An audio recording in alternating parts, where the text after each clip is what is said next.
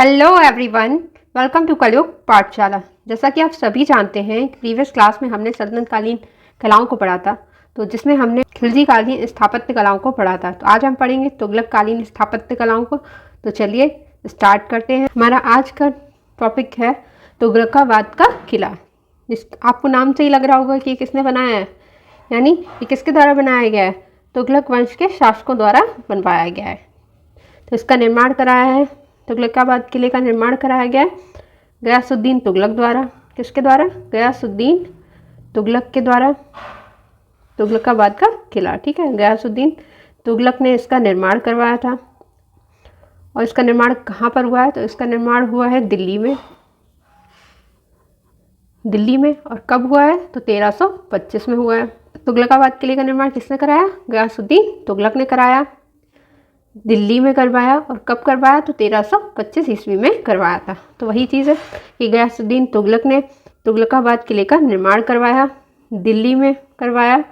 और कब करवाया? तो 1325 में करवाया। इसे दिल्ली का तीसरा शहर कहा जाता है। इसे दिल्ली का क्या कहा जाता है? तीसरा शहर भी कहा जाता है। तुगलकाबाद का जो किला है वो दिल्ली के साथ पड़ा हुआ, दिल्ली के साथ ऐतिहासिक नगर, तो वही उन्हीं में से ये तीसरा शहर है। कौन सा? तुगलकाबाद का किला। तो अब आप सोच रहे होंगे कि दूसरा कौन सा है, चौथा कौन सा है। तो पहला है, मैंने आपको पढ़ाए हुए हैं, ठीक है। पहला है किला राय पिथौरा, किला राय पिथौरा, या फिर इसे कह सकते हैं लाल कोट, या फिर क्या कहते हैं, या लाल कोट। दूसरा मैंने आपको पढ़ाया। दूसरा है सीरी का किला, जो इसको क्या कहा जाता है? दिल्ली का द्वितीय नगर कहा जाता है। और तीसरा कौन सा है? तीसरा है आपका तुगलकाबाद का किला।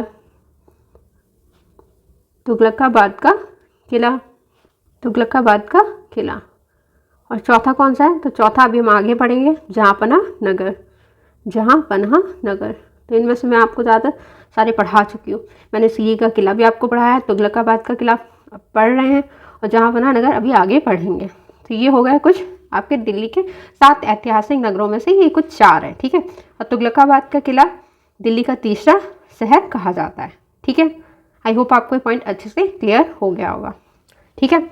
अगर आपसे पूछा जाए कि दिल्ली का द्वितीय नगर किसे कहा जाता है, तो आप क्या कहेंगे? सीरी के किले को कहा जाता है। और दिल्ली का चौथा नगर कौन सा है? तो जहाँपनाह नगर है। और पहला किला राय पिथौरा, या फिर कह सकते हैं लाल कोट। और तीसरा तुगलकाबाद का किला है, ठीक है। चलिए अब चलेंगे नेक्स्ट पॉइंट पर। इस नगर में गयासुद्दीन तुगलक ने 56 कोट नामक महल का निर्माण करवाया था। जो तुगलकाबाद का किला था उसमें किसने? गयासुद्दीन तुगलक ने एक 56 कोट नामक महल का निर्माण करवाया था, ठीक है। तो आपसे पूछा जा सकता है कि तुगलकाबाद किले के अंदर महल है, तो वो कौन सा है? 56 कोट का महल है, जो किसने बनवाया था? गयासुद्दीन तुगलक ने बनवाया था। यह महल सुनहरे ईंटों से बनाए जाने के कारण अत्यधिक चमकता था। तो यह महल कैसे ईंटों से बना हुआ था? सुनहरी ईंटों से बनाया गया था। कैसी ईंटों से बनाया गया था? सुनहरी ईंटों से। और जिसके कारण जब इस पर सूर्य की किरणें पड़ती थी तो ये अधिक चमकता था। और ये किस उद्देश्य से बनाया गया था? ताकि कोई शत्रु जब आक्रमण करे तो वह दिन में आक्रमण ना कर पाए। आक्रमण को रोकने के उद्देश्य से इस महल का निर्माण किया गया था, ठीक है। इब्न बतूता ने बताया कि सूर्य की रोशनी में यह इतना चमकता था कि कोई भी एक टकी लगाकर देख नहीं सकता था। तो इब्न बतूता जो थे उन्होंने कहा कि सूर्य की रोशनी में यह इतना चमकता था कि कोई भी व्यक्ति एक टकी लगाकर इसे देख नहीं पाता था। किसको? तुगलकाबाद किले को, ठीक है। तुगलकाबाद के किले को, ठीक है। तुगलकाबाद के किले को ये इस तरह से बनाया गया था, सुनहरी ईंटों से। सूर्य की रोशनी से बहुत चमकता था। नगर में प्रवेश के लिए कितने? 52 दरवाजे थे। कितने? 52, यानी 52 दरवाजे थे। किसमें जाने के लिए? तुगलकाबाद किले के अंदर जाने के लिए। 56 कोट की महल की दीवारें। अब 56 कोट की महल की दीवारों के बारे में देखेंगे। तो 56 कोट की महल की दीवारें पिरामिड की तरह अंदर की ओर झुकी हुई थी। नींव गहरी और दीवारें मोटी हैं। इसी के पास गयासुद्दीन का मकबरा है। तो गयासुद्दीन का मकबरा कहाँ है? तुगलकाबाद किले के बाहर है। ठीक है, तो 56 कोट जो महल है, मैंने भी आपको बताया कि तुगलकाबाद किले के अंदर एक महल था। ठीक है, जिसका निर्माण किसने? गयासुद्दीन तुगलक ने कराया। तो वह कौन सा महल था? तो 56 कोट का महल था। ठीक है, उसकी जो दीवारें थी वह कैसी थी? पिरामिड की तरह अंदर की ओर झुकी हुई थी। आप जानते हैं पिरामिड कैसा होता है? ऐसा होता है, मतलब उसका अंदर की तरफ झुकी हुई थी उसकी दीवारें। ठीक है, अंदर की ओर झुकी हुई थी और इनकी क्या थी? नींव गहरी थी, यानी ये दीवारें बहुत गहराई से बनाई गई थी और दीवारें मोटी थी। और दीवारें कैसी थी? मोटी थी। इसी के पास किसका मकबरा है? तो इसी यानी 56 कोट महल या फिर कह सकते हैं तुगलकाबाद किले के बाहर पास किसका मकबरा है? तो गयासुद्दीन का मकबरा है। गयासुद्दीन कौन है? जो तुगलक वंश के संस्थापक हैं, उनका मकबरा है। ठीक है, तुगलकाबाद किले के बाहर गयासुद्दीन का मकबरा था। तुगलकाबाद किले के बाहर किसका मकबरा था? गयासुद्दीन का मकबरा था। तुगलकाबाद किले के दक्षिण में आदिलाबाद का किला है, जो मोहम्मद बिन तुगलक ने बनवाया था। ठीक है, तो तुगलकाबाद किले के अगर बाहर पूछा जाएगा तो किसका मकबरा है? गयासुद्दीन का मकबरा है। और तुगलकाबाद किले के दक्षिण में अगर बात की जाएगी तो वह आदिलाबाद का किला है, जिसका निर्माण मोहम्मद बिन तुगलक ने कराया था। ठीक है, चलिए अब बढ़ते आगे। अब देखेंगे गयासुद्दीन तुगलक का मकबरा, जिसका निर्माण किसने कराया था? स्वयं गयासुद्दीन तुगलक ने करवाया था। और कहाँ पर करवाया था? दिल्ली में करवाया था और 1321 में करवाया था। ठीक है, तो किसने कराया था गयासुद्दीन तुगलक के मकबरे का निर्माण? इन्होंने अपने मकबरे का निर्माण स्वयं करवाया था। ठीक है, गयासुद्दीन तुगलक ने खुद। कहाँ पर? दिल्ली में करवाया था। और कब करवाया था? तो 1321 में करवाया था। यह तुगलकाबाद किले के बाहर कृत्रिम झील के अंदर है। आपने पढ़ा भी, आपने देखा कि तुगलकाबाद किले के बाहर किसका मकबरा था? गयासुद्दीन का मकबरा था। तो यह मकबरा कहाँ पे है? यह तुगलकाबाद किले के बाहर है। और किसके अंदर है? कृत्रिम झील के अंदर है, यानी जो कृत्रिम झील बनाई गई उसके अंदर किसका मकबरा है? गयासुद्दीन तुगलक का मकबरा है। और ये जो मकबरा है, यानी गयासुद्दीन तुगलक का जो मकबरा है, वह तुगलकाबाद किले से एक पुल के द्वारा जुड़ा हुआ है। ठीक है, इस मकबरे का निर्माण गयासुद्दीन तुगलक ने करवाया था। आपने पहले ही जान लिया कि इसका निर्माण किसने कराया था? गयासुद्दीन तुगलक ने करवाया था। इस मकबरे में ढलवादार दीवारों का प्रयोग किया गया। दीवारें कैसी हैं? ढलवादार हैं। ठीक है,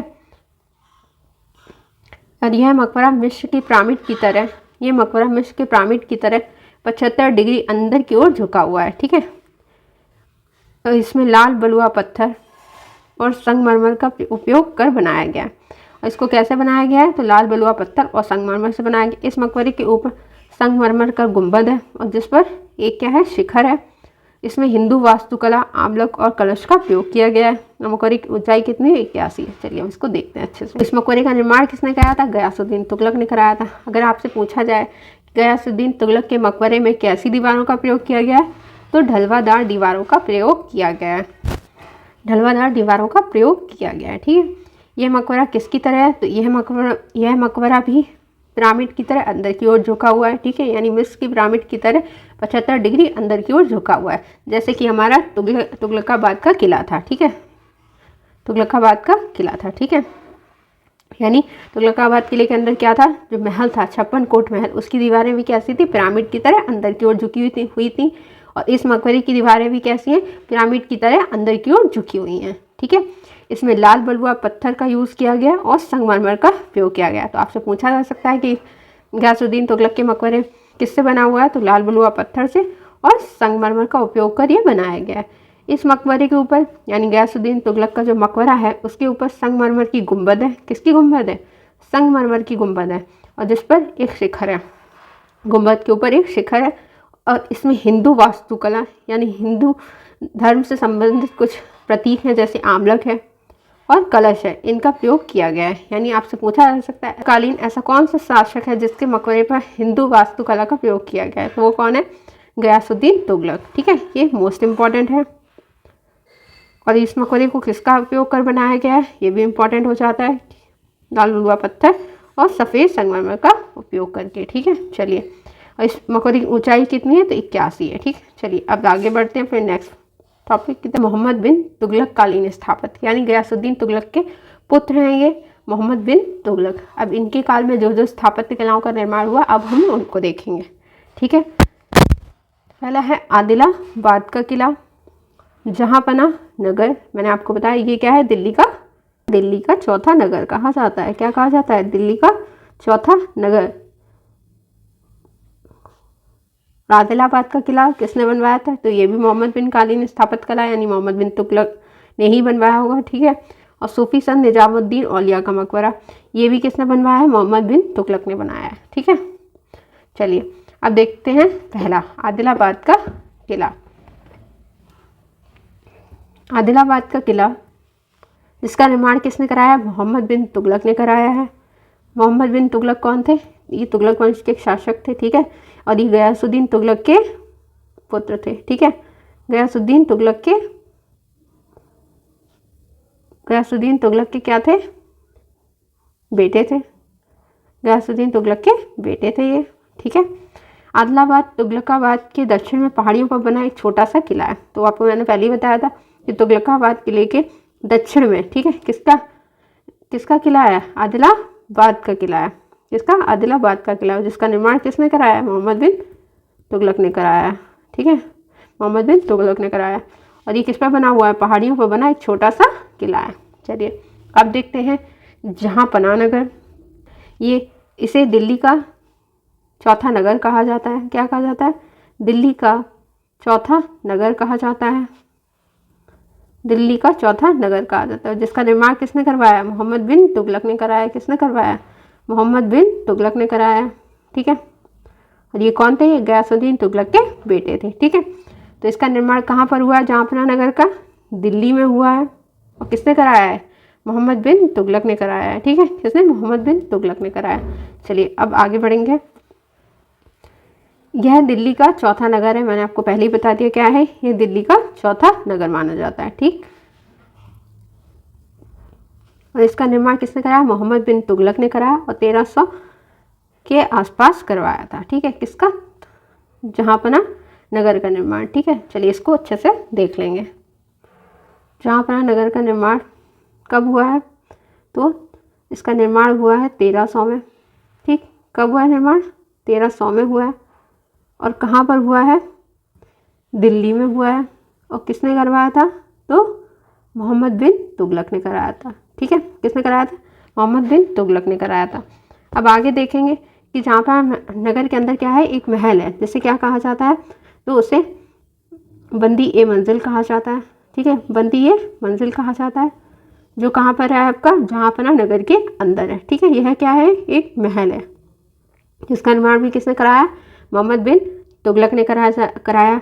इसका दूसरा नाम क्या है, तो दूसरा नाम किसका, जहांपना नगर का। जहांपना नगर का दूसरा नाम है विजय मंडल। क्या है, विजय मंडल है। ठीक है, और इस महल को क्या कहा जाता है, बंदी ए मंजिल कहा जाता है। ठीक है, पिथौरागढ़ और सीरी के किले के बीच इसका निर्माण हुआ है। किसका निर्माण, जहांपना नगर का निर्माण पिथौरागढ़ और सीरी के किले के बीच किया गया है। ठीक है, किसका, जहांपना नगर का निर्माण। किसका, जहांपना नगर का निर्माण। जहांपना नगर का निर्माण पिथौरागढ़ और सीरी के किले के बीच किया गया है। ठीक है, नेक्स्ट पॉइंट है, जहांपना नगर के अंदर एक महल है, जिसे क्या कहा जाता है, बंदी ए मंजिल कहा जाता है। मैंने आपको पहले ही बता दिया कि इसके अंदर क्या है, एक महल है, जिसे क्या कहा जाता है, बंदी ए मंजिल कहा जाता है। ठीक है, चलिए नेक्स्ट पॉइंट, जहांपना नगर का दूसरा नाम क्या है, तो इसका दूसरा नाम है विजय मंडल। ठीक है, क्या है, विजय मंडल कहा जाता है। आपसे पूछा जाएगा कि जहांपना नगर का दूसरा नाम क्या है, तो वह विजय मंडल है। ठीक है, चलिए नेक्स्ट है, जहांपना नगर में बेगमपुर मस्जिद स्थित है। इस जहांपना नगर में एक मस्जिद भी स्थित है, जिसे क्या कहा जाता है, बेगमपुर मस्जिद के नाम से जाना जाता है। यानी हम कह सकते हैं कि जहांपना नगर के अंदर एक महल है, जिसे हम क्या कहते हैं, बंदी ए मंजिल कहते हैं। ठीक है, जहांपना नगर का दूसरा नाम क्या है, विजय मंडल है। और जहांपना नगर के अंदर एक मस्जिद भी है, जिसे हम क्या कहते हैं, बेगमपुर मस्जिद कहते हैं। ठीक है, चलिए इस नगर में कितने प्रवेश द्वार हैं, 30 प्रवेश द्वार हैं। जहांपना नगर में कितने प्रवेश द्वार हैं, तो 30 प्रवेश द्वार हैं। और आपको याद होगा तुगलकाबाद किले के में कितने थे? तो 52 दरवाजे थे। ठीक है, चलिए अब देखेंगे निज़ामुद्दीन औलिया का मकबरा। ठीक है, तो चलिए इनको देख लेते हैं अच्छे से। निज़ामुद्दीन औलिया का मकबरा, इसका निर्माण किसने कराया है? मोहम्मद बिन तुगलक ने कराया है। किसने कराया है? मोहम्मद बिन तुगलक ने करवाया है। निज़ामुद्दीन औलिया का मकबरा का निर्माण किसने कराया है? मोहम्मद बिन तुगलक ने करवाया है। ठीक है, इसका निर्माण निज़ामुद्दीन औलिया के मकबरे का निर्माण किसने कराया था? तो मोहम्मद बिन तुगलक ने कराया था। ठीक है, और ये कहाँ पर स्थित है? तो ये दिल्ली में स्थित है। कहाँ पर? दिल्ली में स्थित है। और निज़ामुद्दीन औलिया चिश्ती संप्रदाय के चौथे संत थे। किस संप्रदाय के चौथे संत थे? ये मोस्ट इंपॉर्टेंट है, आपसे पूछा जा सकता है कि चिश्ती संप्रदाय के चौथे संत कौन थे? तो आप कहेंगे निज़ामुद्दीन औलिया थे। ठीक है, कौन थे? निज़ामुद्दीन औलिया थे, जिनका मकबरा कहाँ पर है? दिल्ली में है। और उसका निर्माण किसने करवाया है? निर्माण किसने करवाया है? तो मोहम्मद बिन तुगलक ने कराया है। कहाँ पर? दिल्ली में करवाया है। ठीक है, चलिए नेक्स्ट पॉइंट है इनकी दरगाह दक्षिणी दिल्ली में। इनकी दरगाह कहाँ पर है? तो दक्षिणी दिल्ली में हुमायूं के मकबरे के पास स्थित है। किसकी? निज़ामुद्दीन औलिया की। ठीक है, इनकी दरगाह कहाँ पर है? दक्षिणी दिल्ली में है और हुमायूं के मकबरे के पास स्थित है। ठीक है, आप देखेंगे फिरोज शाह तुगलक कालीन स्थापत्य कला हमने अभी पढ़ा। सबसे पहले हमने पढ़ा गयासुद्दीन तुगलक कालीन स्थापत्य कला, फिर पढ़ा हमने मोहम्मद बिन तुगलक कालीन स्थापत्य कला। अब पढ़ेंगे फिरोज शाह तुगलक कालीन स्थापत्य कला, जिसमें हम सबसे पहले पढ़ेंगे खाने जहाँ तेलंगानी का मकबरा। किसका? खाने जहाँ तेलंगानी का मकबरा। चलिए इसको देख लेते हैं। तो फिरोज शाह तुगलक का क्या था? वजीर था या सेनापति था। ठीक है, खाने जहाँ तेलंगानी ये क्या थे? ये फिरोज शाह तुगलक के क्या थे? वजीर थे। फिरोज शाह तुगलक के क्या थे? फिरोज शाह तुगलक के वजीर या फिर कह सकते हैं सेनापति थे। कौन थे? सेनापति थे। फिरोज शाह तुगलक के ये क्या थे? वजीर थे या फिर कह सकते हैं सेनापति थे। ठीक है, चलिए नेक्स्ट पॉइंट है निज़ामुद्दीन औलिया के मकबरे के पास स्थित है। तो खाने जहाँ तेलंगानी का मकबरा कहाँ पर स्थित है? निज़ामुद्दीन औलिया के मकबरे के पास। और आप जानते हैं कि निज़ामुद्दीन औलिया का मकबरा कहाँ पर है? दिल्ली में है। तो इन्हीं के मकबरे के पास किसका मकबरा स्थित है? खाने जहाँ तेलंगानी का मकबरा स्थित है। और ये प्रथम अष्टकोणीय मकबरा माना जाता है। किसका मकबरा? खाने जहाँ तेलंगानी का मकबरा प्रथम अष्टकोणीय मकबरा माना जाता है। ठीक है, इसको मोस्ट इंपॉर्टेंट मार्क कर देंगे। आपसे पूछा जा सकता है कि प्रथम अष्टकोणीय मकबरा कौन सा है? तो आप कहिए खाने जहाँ तेलंगानी का मकबरा। अब नेक्स्ट देखेंगे जौनपुर। ठीक है, चलिए जौनपुर, जिसके संस्थापक कौन है? फिरोज शाह तुगलक। ठीक है, कौन है? फिरोज शाह तुगलक। यानी जौनपुर की स्थापना किसने कराई है? फिरोज शाह तुगलक ने कराई है।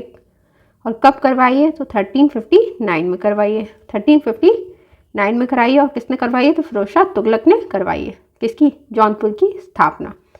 फिरोज शाह तुगलक ने अपने पूर्व सुल्तान तथा अपने चचेरे भाई जौना खां जिन्हें मोहम्मद बिन तुगलक के नाम से जाना जाता था की याद में जौनपुर नगर की स्थापना करवाई थी। यानी जो जौनपुर नगर है उसकी स्थापना किसकी याद में कराई गई थी? मोहम्मद बिन तुगलक की याद में। और ये कौन थे? फिरोज शाह तुगलक के चचेरे भाई थे, जिनको हम किस नाम से और जानते हैं? जौना खां के नाम से जाते हैं। इसी नाम पर इनका क्या? जौनपुर शहर की स्थापना की गई थी। ठीक है, और ये किसने कराई थी? फिरोज शाह तुगलक ने कराई थी। ठीक है, चलिए नेक्स्ट है नदी की। ये जौनपुर किस नदी के किनारे पड़ता है? तो गोमती नदी के किनारे स्थित है। कहाँ पर? गोमती नदी के किनारे स्थित है। और जौनपुर नगर को क्या कहा जाता है? पूर्व का सिराज या फिर क्या कहा जाता है? सिराज हिंद। क्या कहा जाता है? सिराज हिंद कहा जाता है। ठीक, तो जौनपुर को हम पूर्व का सिराज या फिर सिराज हिंद के नाम से जानते हैं। चलिए नेक्स्ट है अटाला मस्जिद। अटाला मस्जिद जिसका निर्माण किसने करवाया है? इब्राहिम शाह सरकी ने करवाया है। चलिए इसको देख लेंगे। अटाला मस्जिद जो आपकी कहाँ पर है? जौनपुर में है। तो सबसे पहले आपसे यही पूछा जा सकता है कि अटाला मस्जिद कहाँ पर है? तो जौनपुर में है। इसका निर्माण कब हुआ? तो 1408 में कराया गया। इसका निर्माण किसने करवाया था? इब्राहिम शाह शर्की ने करवाया था। ठीक है, तो अटाला मस्जिद आपकी जौनपुर में है और इसका निर्माण हुआ है 1408 में। और इसका निर्माण करवाया किसने? इब्राहिम शाह सरकी ने करवाया है। ठीक है, जो सरकी वंश से संबंधित थे, इब्राहिम शाह सरकी ने करवाया। और सरकी शैली की स्थापना का श्रेय किसको है? सरकी एक शैली भी है जिसकी स्थापना का श्रेय किसको है? इब्राहिम शाह सरकी को है। किसको है? इब्राहिम शाह सरकी को है। किसकी स्थापना का श्रेय? सरकी शैली का। 100 फीट से अधिक ऊंची मस्जिद है ये। अटाला मस्जिद कितनी ऊंची है? तो 100 फीट से अधिक ऊंची मानी जाती है। कितनी? 100 फीट से अधिक ऊंची मानी जाती है। इस मस्जिद में मीनारों का प्रयोग नहीं हुआ है, और यह ऐसी मस्जिद है जिसमें मीनारों का प्रयोग नहीं हुआ है। ठीक है, तो एकमात्र ऐसी मस्जिद जिसमें मीनारों का प्रयोग नहीं हुआ तो वो कौन सी है? अटाला मस्जिद है, जो आपकी कहाँ पर है? जौनपुर में है। कब इसका निर्माण हुआ? तो 1408 में हुआ। और किसने करवाया था? इब्राहिम शाह सरकी ने करवाया था। नेक्स्ट है शाही पुल, जो कहाँ पर है? जौनपुर में है। शाही पुल कहाँ है आपका? जौनपुर में है। ठीक है, जौनपुर में है, जिसका निर्माण किसने करवाया है? मुगल शासक अकबर के शासनकाल में हुआ था। ठीक है, चलिए हम इसको देख लेंगे। शाही पुल, ये पुल किस पर बना हुआ है? तो ये पुल बना हुआ है गोमती नदी पर। कहाँ पर? गोमती नदी पर। इसका निर्माण किसने करवाया है? तो मुगल शासक अकबर जब थे तो उन्होंने अपने शासनकाल में 1564 ईस्वी में कराया था। मगर ये इसलिए यहाँ पर पढ़ रहे हैं क्योंकि इसका निर्माण जौनपुर में हुआ था। ठीक है, तो इसका निर्माण किसने करवाया है? अकबर ने करवाया है। ठीक है, और कब? 1564 में हुआ है। ठीक है, इसके वास्तुकार कौन थे? तो इसके वास्तुकार मुनिन खान खाना थे। मुनिन खान खाना। ठीक है, वास्तुकार यानी इनको बनाने वाले कौन थे? मुनिन खान खाना थे। मुगल पुल भी कहा जाता है इसे। क्या किस नाम से और जानते हैं? मुगल पुल कहा जाता है क्योंकि मुगल शासक अकबर ने बनवाया था। ठीक है, तो इसको किस और नाम से जानते हैं? मुगल पुल के नाम से भी जानते हैं। ठीक है, मुनीम खान पुल भी कहा जाता है क्योंकि इसको किसने बनाया था? मुनीम खान खाना ने बनाया था। ठीक है, तो इसको किस नाम से और जानते हैं? मुनीम खान पुल के नाम से भी जानते हैं। यह मध्यकाल का सबसे लंबा पुल था, यानी ये मध्यकाल का क्या था? सबसे लंबा पुल माना जाता है। तथा इसके निर्माण में कितने रुपए खर्च हुए थे? 30,000 रुपये खर्च हुए थे। तो ये मध्यकाल का सबसे लंबा पुल है। कौन सा? शाही पुल, जिसका निर्माण किसने करवाया था? अकबर ने करवाया था। ठीक है, और इसमें खर्चा कितना आया था? 30,000 रुपये का इसमें खर्चा आया था। चलिए अब है फिरोज शाह कोटला, जिसे किला भी कहते हैं। ठीक, इसको देख लेते हैं। तो इसका निर्माण किसने कराया है? फिरोज शाह तुगलक ने करवाया है। आपको नाम से ही लग रहा होगा कि किसने कराया? फिरोज शाह तुगलक ने कराया। समय 1360 ईस्वी में। कब? 1360 में। और दिल्ली का 5वां नगर कहा जाता है। बाकी 4 आपको पता ही है, ये है 5वां। ठीक है, 5वां कौन सा है? फिरोज शाह कोटला है। ठीक है, नेक्स्ट है यमुना नदी के तट पर स्थित है। और ये कहाँ पर स्थित है? तो यमुना नदी के तट पर स्थित है। अब इसका नाम बदलकर क्या कर दिया गया है? तो फिरोज शाह कोटला स्टेडियम का नाम बदलकर अरुण जेटली स्टेडियम कर दिया गया है। अच्छे से, तो फिरोज शाह कोटला कहाँ पर है आपका? ये है दिल्ली में। ठीक है, और इसका नाम बदलकर अब क्या कर दिया गया है? अरुण जेटली स्टेडियम कर दिया गया है। और ये किस नदी के तट पर स्थित है? तो यमुना नदी के तट पर स्थित है। और इसे दिल्ली का 5वां नगर भी कहा जाता है। और इसका निर्माण कब हुआ है? तो 1360 में हुआ। और किसने करवाया था? फिरोज शाह तुगलक ने करवाया था। चलिए नेक्स्ट देखते हैं, खाने जहाँ तेलंगानी का मकबरा।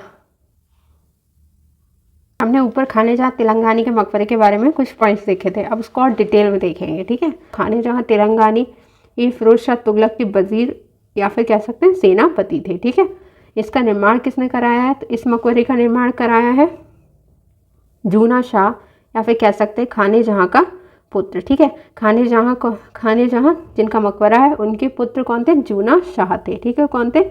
जूना शाह, जिन्होंने इस मकबरे का निर्माण करवाया था। ठीक है, इस मकबरे के निर्माण में किसका प्रयोग हुआ है ये देख लेंगे। तो ये लाल बलुए पत्थर से बनाया गया है और संगमरमर पत्थर का भी इसमें प्रयोग किया गया है। ठीक है, तो ये लाल बलुए पत्थर से निर्मित और संगमरमर पत्थर से निर्मित है। भारत में निर्मित प्रथम अष्टभुजा मकबरा, ये मोस्ट इम्पॉर्टेंट है, आपसे पूछा जाता है कि भारत में निर्मित प्रथम अष्टभुजा मकबरा किसका है? तो खाने जहाँ तेलंगानी का मकबरा। इस मकबरे की तुलना यरूशलेम से की जाती है। यरूशलेम इस्लाम धर्म का मक्का तथा मदीना के बाद तीसरा सबसे पवित्र स्थल है। यरूशलेम क्या है? तो इस्लाम धर्म में जाते हैं ना मक्का और मदीना। ठीक है, तो इन दोनों स्थलों के बाद तीसरा सबसे पवित्र स्थल किसे माना जाता है? यरूशलेम को माना जाता है। ठीक है, अगर आपसे पूछा जाए कि भारत में निर्मित प्रथम अष्टभुजा मकबरा किसका, तो खाने जहाँ तेलंगानी का मकबरा। और ये किससे निर्मित है? लाल बलुए पत्थर और संगमरमर पत्थर से निर्मित है। इस मकबरे का निर्माण किसने करवाया? तो जूना शाह ने करवाया, जो कौन थे? खाने जहाँ के पुत्र थे। ठीक है, चलिए आगे बढ़ते हैं। यरूशलेम की तुलना किससे की जाती है? तो उमर मस्जिद से की जाती है और यह कहाँ पर स्थित है, दिल्ली में स्थित है। और यह निजामुद्दीन औलिया के मकबरे के उत्तर पश्चिम में स्थित है। ठीक है, तो यरूशलेम जो एक पवित्र स्थल माना जाता है, इस्लाम धर्म का तीसरा पवित्र स्थल, उसकी तुलना किससे की जाती है, उमर मस्जिद से की जाती है। और ये मस्जिद कहाँ पर स्थित है, तो ये दिल्ली में स्थित है। और ये कहाँ पर, तो निजामुद्दीन औलिया का जो मकबरा है उसके उत्तर पश्चिम में स्थित है। ठीक है, चलिए नेक्स्ट देखेंगे।